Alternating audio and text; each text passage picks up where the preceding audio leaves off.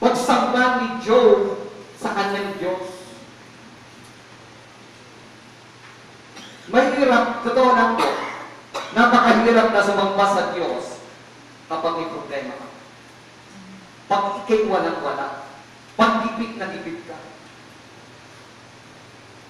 It is not easy to worship God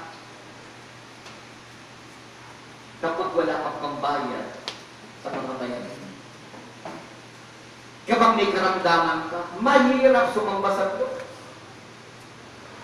Yung iba, gulo ang utang. Naalala ko yung 1 Thessalonians chapter 5, verse 16 to 18, ang sabi, rejoice always, pray always, and everything give thanks. Kaya mo ikaw ay magalak sa panahon ng kawalan? Kaya mo magalak sa panahon na ikaw ay karamdaman? Kaya mo ikaw ay magalak sa panahon na ikaw ay nasa agipitan? Matindi ang iyong problema tinatahak, napakahirap.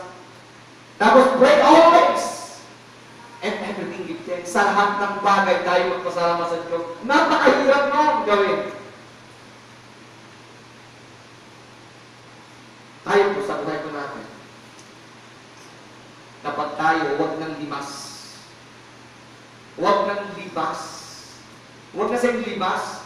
Yung walang-wala kang pambili ng bigas. Yung ikaw, yung iyong pambayad sa iyong bayarin na kulang. Ang tanong, are you able to worship Jesus kapag ibig ka at walang-wala ka?